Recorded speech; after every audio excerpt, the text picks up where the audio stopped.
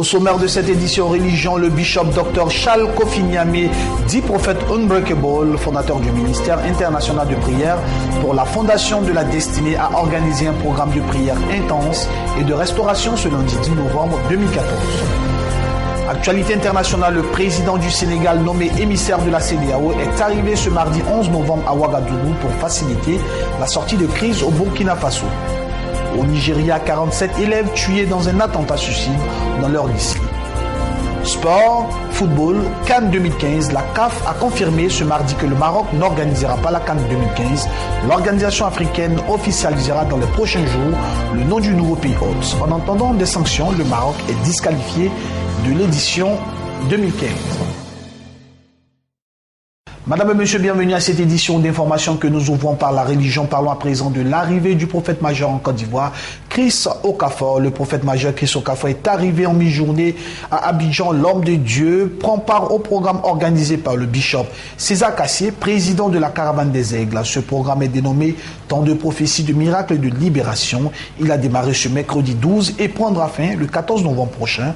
Le prophète majeur Chris Okafor est le fils spirituel de l'archevêque Duncan Williams. L'avion du ministre de Dieu a atterri sur le tarmac ivoirien sur le coup de 11h05, temps universel. L'homme de Dieu a été accueilli par les autorités spirituelles de la Côte d'Ivoire, notamment l'archevêque Kassid Azito. Dès son arrivée, le prophète majeur Chris Okafor a donné un message distingué à la nation ivoirienne. We are here basically for the kingdom mandate. Nous sommes là pour le mandat du royaume. And also propagating the gospel of Jesus et propager l'évangile de Jésus-Christ and setting the captive free. Et libérer les captifs. Because the presence of God will be very mighty here. Parce que la présence de Dieu sera très forte ici en Côte d'Ivoire. I didn't just come. Il n'est pas juste venu.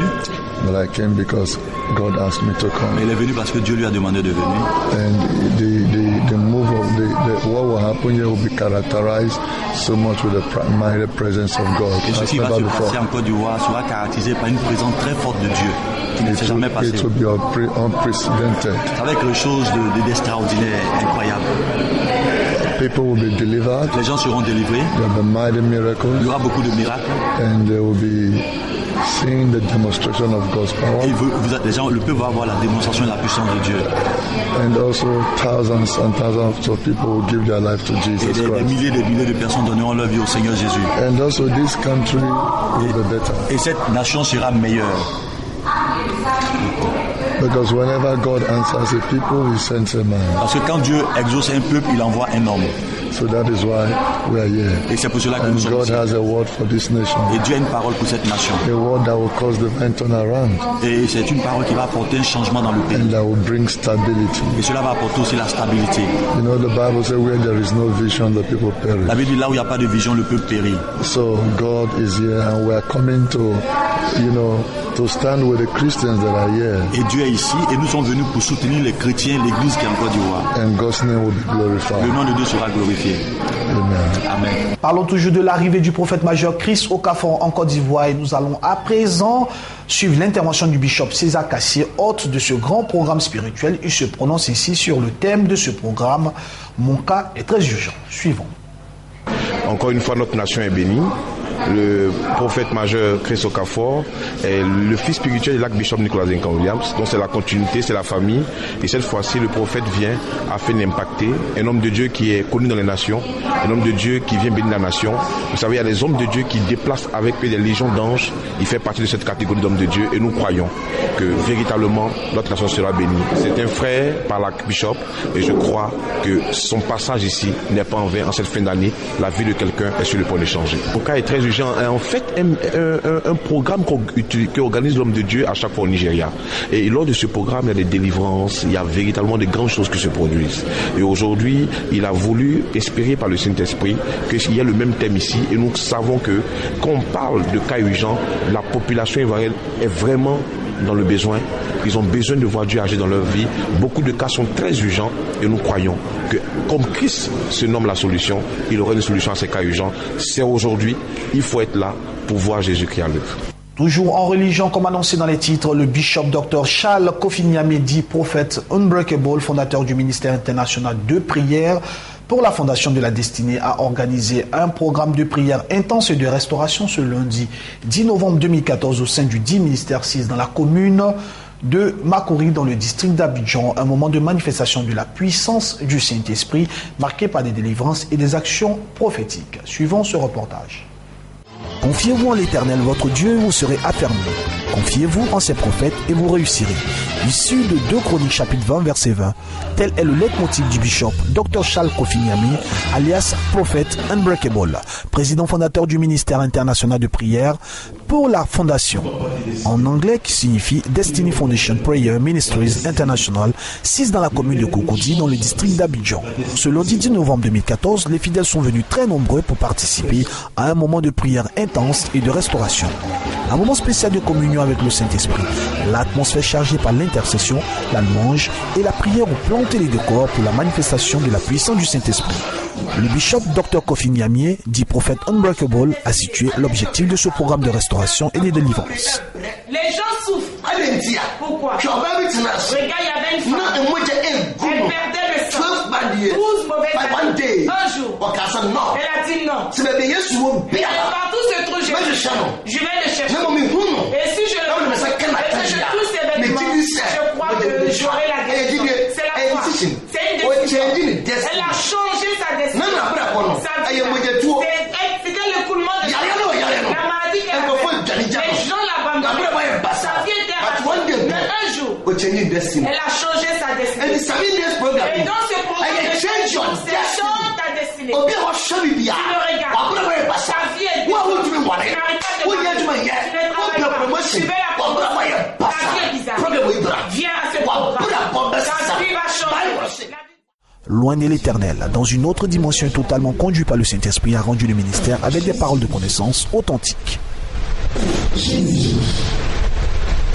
Je brise l'esprit de mort. Je brise l'esprit de mort. Esprit de mort. Je brise. Esprit de mort. Sors. Je brise. Je brise. Esprit de mort. Je choisis au bras. Jésus. Seigneur, je te remercie. Amen. Ce programme a pris fin par des moments de bénédiction. Le bishop Dr Kofi Nyame, dit Prophète Unbreakable, donne rendez-vous aux participants tous les jours de la semaine pour des délivrances et moments de prière intenses. Que Dieu vous bénisse. Olivier Naï Ministries, en collaboration avec l'ONG Amour pour Christ, a organisé un programme dénommé Atmosphère de louange et du miracle avec pour thème Ton miracle, c'est maintenant. Et notons que ce programme a aussi été marqué par la consécration du prophète Armand Kra. Olivier Naï Ministries, dirigé par le révérend Olivier Naï en collaboration avec l'ONG Amour pour Christ, a édifié et impacté le peuple ce samedi 8 novembre 2014 pour la gloire du Tout-Puissant. Ce, à travers un programme organisé ce samedi dans les locaux de l'hôtel Bellecote, 6 dans la commune de Cocody-Rivera. Un programme qui a réuni plusieurs participants venus de divers horizons, dénommé Atmosphère de louange, avec pour thème Ton miracle, c'est maintenant. Le révérend Olivier Naï, précurseur de ce programme, a situé l'objectif et la vision de cette initiative. L'ONG Amour de Christ et Olivier Naï Ministries a organisé durant toute cette année une série d'activités. Et aujourd'hui était la clôture de ces activités. Et nous avons organisé cette conférence-là dont le thème était Maintenant ton miracle. Donc nous croyons que le Seigneur Jésus-Christ agit. Il est le même hier, aujourd'hui et éternellement. Et il guérit. Donc, n'est-ce pas, ce thème avait pour but d'activer la foi des chrétiens afin de rentrer dans leur héritage et dans leur bénédiction. Donc nous encourageons, n'est-ce pas, tous les chrétiens, tous les enfants de Dieu à pouvoir avoir foi en leur miracle. Pour l'année nouvelle qui s'annonce 2015. Lors de cet événement, nous avons également aussi procédé à la consécration des serviteurs de Dieu. Parce que Dieu a pour souci de propager l'évangile. Et cela, il agit par ses serviteurs. Donc nous rendons gloire à Dieu pour cette consécration. Et nous prions que Dieu bénisse ses serviteurs, qu'il aille très loin. Un moment marqué par des proclamations et particulièrement la consécration du serviteur Armand Kra, consacré par le révérend Olivier Naï. Une consécration qui marque ainsi une nouvelle page dans la vie du prophète Armand, qui n'est pas resté indifférent face à cette élévation qui donne une autre dimension à son ministère. La consécration, pour moi, c'est une mise à part au service de Dieu, esprit, âme et corps.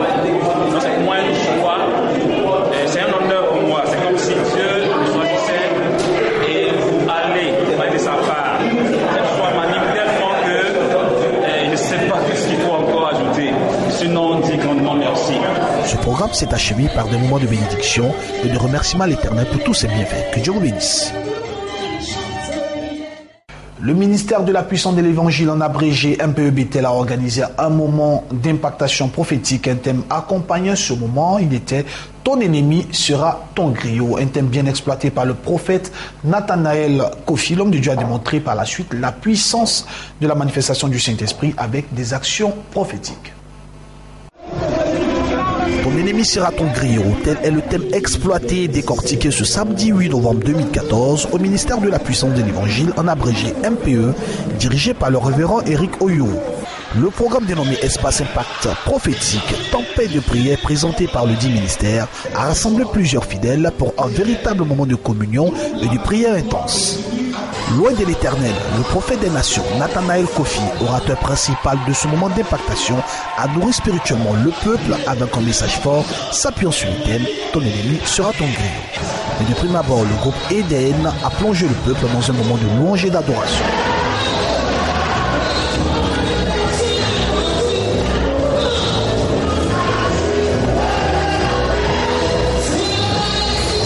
Le prophète Nathanaël est allé en eau profonde pour sortir les mystères de la parole, s'appuyant sur le livre de Esther, chapitre 5, verset 9.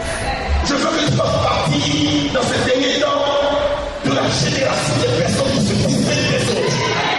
Je n'ai pas entendu mon amen. Alléluia. On peut porter le même costume, on peut porter la même jupe rouge, on peut porter le même poupou. Mais mon ami, avec le même poupou, la même jupe rouge qu'on a portée, je ne suis pas pareil à toi. Parce que j'ai une vie de consécration. J'ai une vie au-delà de toi. C'est ça le problème. Le monde a besoin de ceux qui marquent la différence. Le monde a besoin de ceux qui savent payer le prix. Le monde a besoin de ceux qui sont bourrés d'expérience, remplis de témoignages. Tu as quoi nous dire? Selon lui, ton ennemi est un instrument utilisé pour que la gloire de Dieu se manifeste dans ta vie. Un ennemi est semblable au piment qu'on met dans la sauce qui pique, mais qui donne un goût assez fort dans la sauce. Moi, personnellement, j'aime le piment. Le piment a des vertus.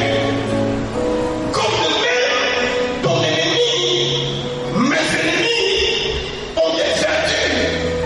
Pour la gloire de Dieu. Un homme qui n'a pas d'ennemi, une église, une nation qui n'a pas d'ennemi, n'ira jamais au sommet voulu par Dieu.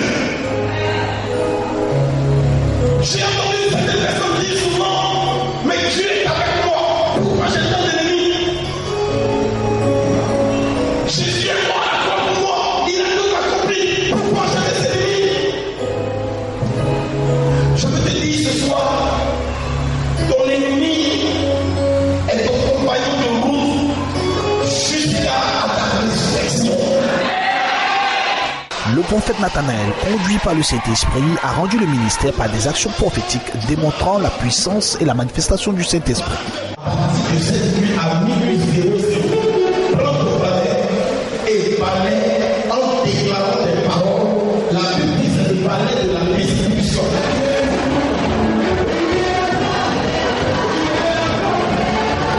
Ce programme de prière intense s'est achevé par des moments de proclamation. Et ce sont des fidèles heureux, bénis et fortifiés qui sont retournés chez eux. Que Dieu vous bénisse.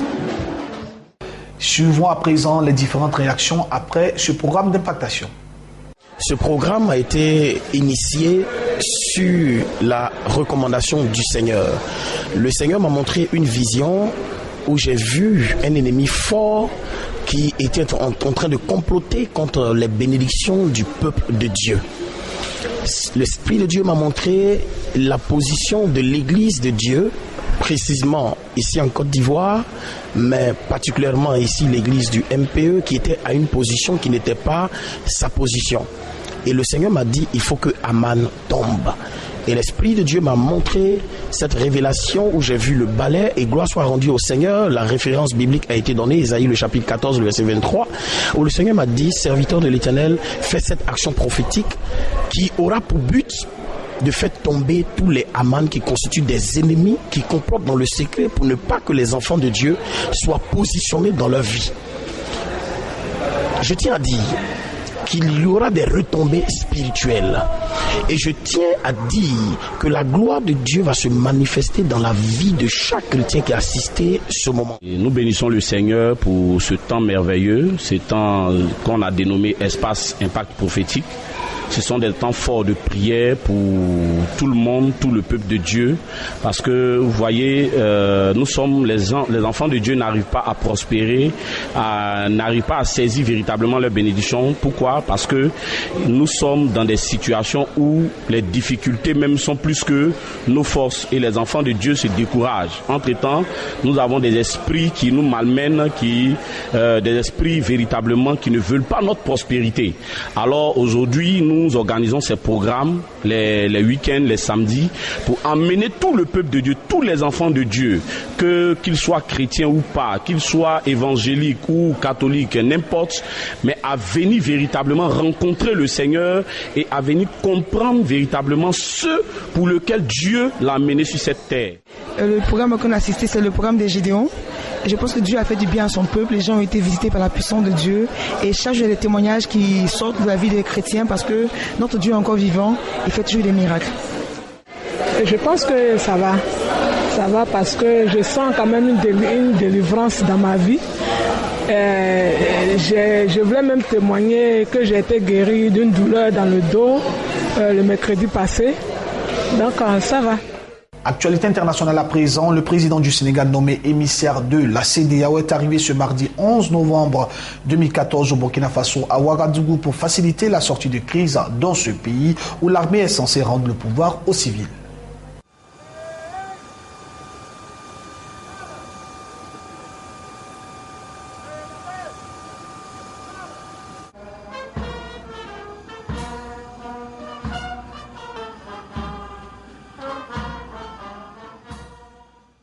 Je suis certain qu'en discutant avec le lieutenant-colonel Zida de l'État ainsi que toutes les composantes, nous arriverons aujourd'hui à certainement valider la charte. Une fois qu'elle est validée, le reste va aller naturellement très vite. Et j'ai espoir que certainement dans les jours à venir, dans les heures et les jours à venir, le choix consensuel pourra être fait pour ce qui concerne le président de la transition ainsi que toutes les autres personnalités qui devront être trouvées.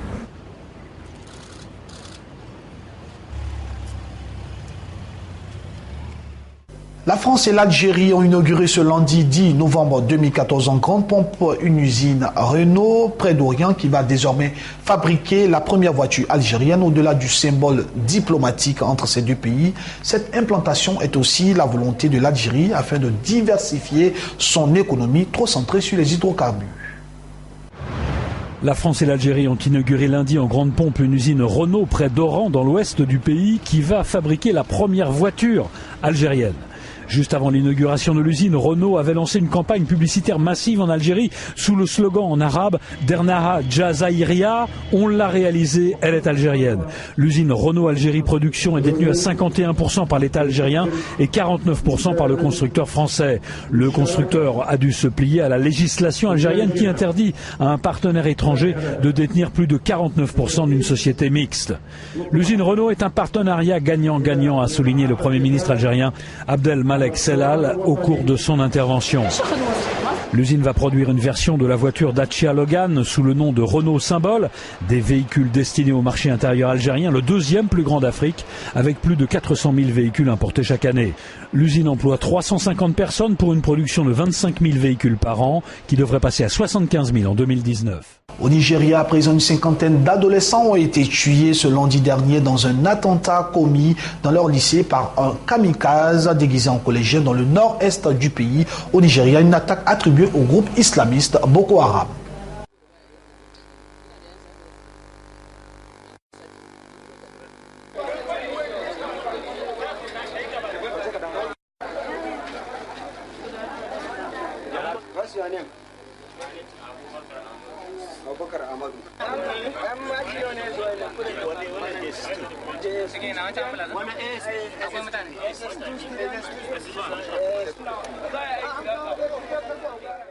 Toujours au Nigérian, le président nigérian Jonathan Goodluck a annoncé le mardi dernier à Abuja qu'il sera candidat à sa propre succession lors de l'élection présidentielle prévue pour février 2015.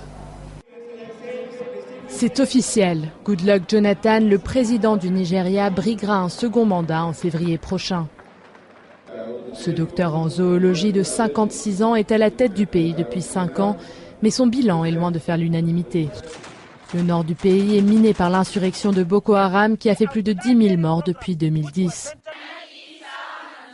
Et sa gestion de l'enlèvement de près de 300 lycéennes par le groupe islamiste a été très critiquée dans son pays comme à l'extérieur, malgré l'optimisme qu'il affiche régulièrement. Oui, l'armée nigériane est capable d'affronter et de battre Boko Haram. Boko Haram est un groupe terroriste et n'est pas une force conventionnelle. Je ne suis pas en train de dire que nous n'avons pas de problème. Nous avons des problèmes d'attaques terroristes. Donc bien sûr, si les pays voisins viennent aider, nous l'acceptons. Mais laissez-moi vous assurer, nous allons mettre définitivement fin à Boko Haram. Boko Haram est loin d'être le seul problème du président nigérian. La corruption reste endémique dans ce pays, le plus peuplé et le plus riche d'Afrique grâce au pétrole. Et ici, l'immense majorité des 170 millions d'habitants vit toujours avec moins de 1,5 $ par jour. Jonathan a aussi le handicap d'être chrétien et de venir du sud du pays. La tradition voudrait qu'il laisse la place à un musulman du nord. Malgré tout, il a de fortes chances de gagner le 14 février prochain. Pour une raison simple, au Nigeria, le parti au pouvoir est assuré de mobiliser beaucoup d'argent pour la réélection de ses élus. Parlons à présent du virus Ebola aux États-Unis. Un jeune américain médecin qui avait contracté ce virus Ebola en Guinée a quitté le mardi 11 novembre, guéri sous les applaudissements. C'était à l'hôpital de New York où il a été soigné.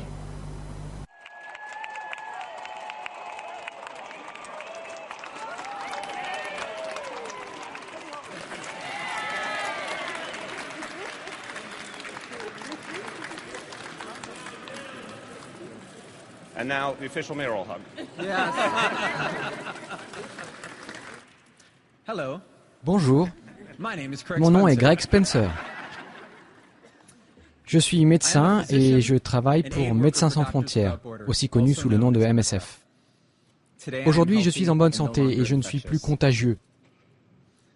Mon dépistage rapide et maintenant mon rétablissement témoignent de l'efficacité des protocoles en place pour les médecins de retour d'Afrique de l'Ouest.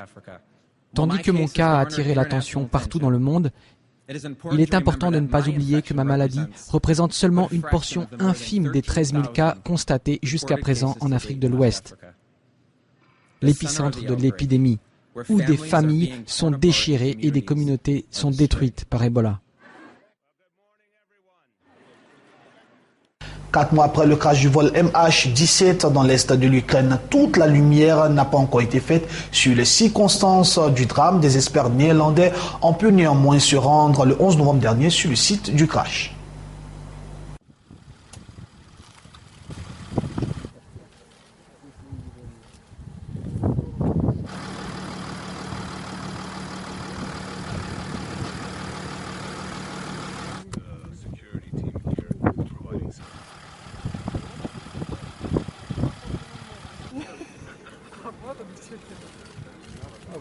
Oh, too deep.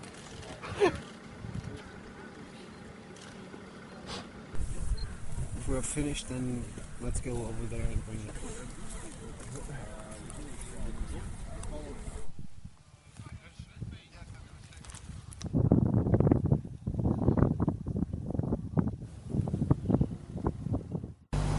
Les Kurdes syriens ont repris le mardi dernier 11 novembre 2014 aux islamistes ultra-radicaux de l'État islamique plusieurs rues et bâtiments dans le sud de la ville de Kobané, théâtre en ce moment de violents combats depuis le 16 septembre selon une ONG.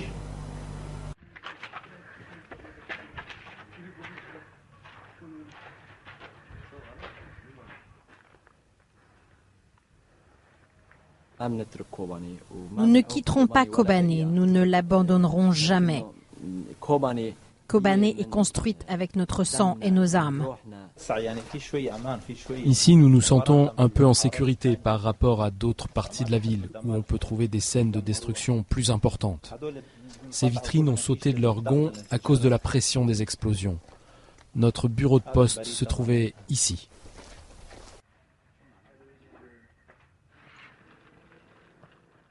Terminons cette édition d'information par le sport, précisément le football. Parlons de la CAN 2015, initialement prévue au Maroc. La CAF a confirmé ce mardi dernier que le Maroc n'organisera pas la CAN 2015.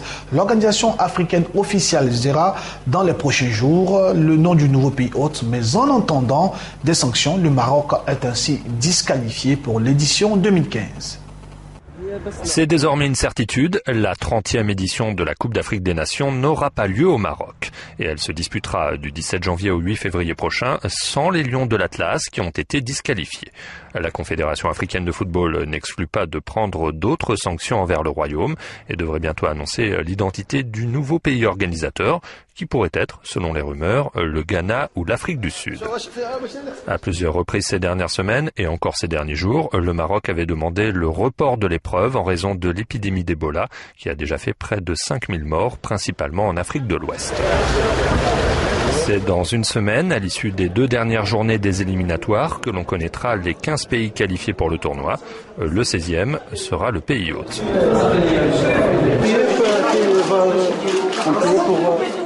Madame et monsieur, ici pour en faire cette édition d'information, j'ai été très heureux d'être en votre compagnie pour ce journal. Bonne suite de programme sur Béni TV. À demain.